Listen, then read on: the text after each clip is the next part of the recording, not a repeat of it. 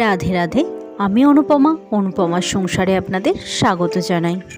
আজ আমি খুব সহজ পদ্ধতিতে ভেজিটেবিল চপ বানিয়ে দেখাবো। প্রথমেই আমি ভেজিটেবিলগুলি অর্থাৎ বিট, গাজর, আলু, ধনেপাতাকে ভালো করে ধুয়ে নিলাম। গাজরটাকে ভালো করে ছাড়িয়ে নিচ্ছি। এরপর বিটটাকেও ভালো করে ছাড়িয়ে নেব। এবার আমি আলুটাকে ছোট করে কেটে নেব যাতে তাড়াতাড়ি সিদ্ধ হয়ে যায়।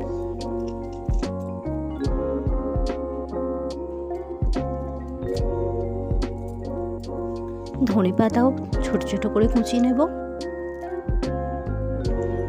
এরপর আলুটাকে প্রেসার কুকারে সিদ্ধ করতে দিয়ে দেব। রেসিপিটা বানানোর জন্য কয়েকটা মশলার আমার দরকার হবে।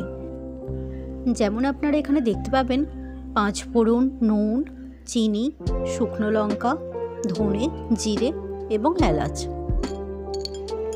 ভেজিটেবিল চপে বাদাম না হলে ভালো লাগে না, তাই আমি কিছু বাদাম নিয়ে নিলাম। এরপর একে একে আমি গাজর, বিট এবং সিদ্ধ আলুকে গ্রেট করে নেব। গ্রেট করা হয়ে গিয়েছে। শুকনো মশলাগুলিকে কড়ায় হালকা করে ভেজে সেটাকে শিলনোড়ায় গুঁড়িয়ে নেব।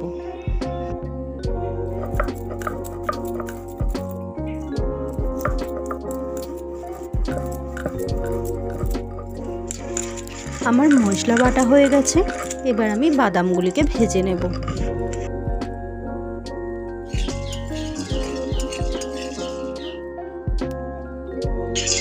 কড়াই খানিকটা তেল দিয়ে তাতে ফোড়ন দিয়ে দিলাম।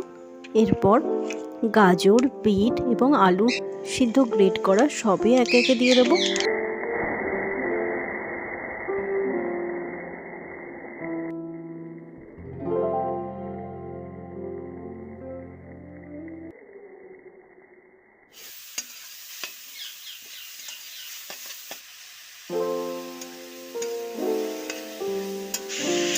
এগুলো ভালোভাবে মিশিয়ে নিলাম।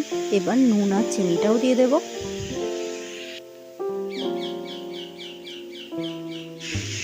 এবার বাদাম, ধনেপাতা ও গুঁড়িয়ে রাখা মশলা এতে দিয়ে দেব এবং ভালো করে মিশিয়ে নেব। সম্পূর্ণ রান্নাটাই হালকা আঁচে হবে।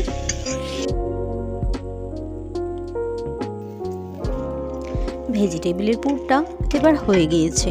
এবার আমি নামিয়ে নেব।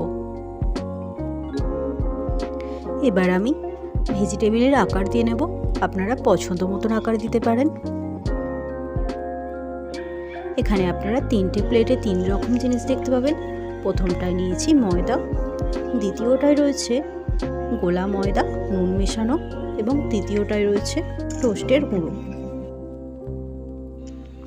প্রথমে আমি পুরটাকে ময়দায় মাখিয়ে নিলাম, তারপর গোলা ময়দায় চুপিয়ে নিলাম, তারপর ভালো করে টোস্টের গুঁড়ো মাখিয়ে নিলাম। এবার হালকা আঁচে ভেজিটেবিলগুলোকে ভেজে নেব।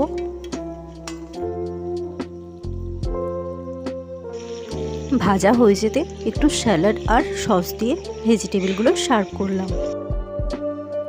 ভেজিটেবিলগুলো প্রায় দোকানের ভেজিটেবিলের মতনই খেতে এবং দেখতে হয়েছিল। ধন্যবাদ সকলকে ভিডিওটি শেষ পর্যন্ত দেখার জন্য।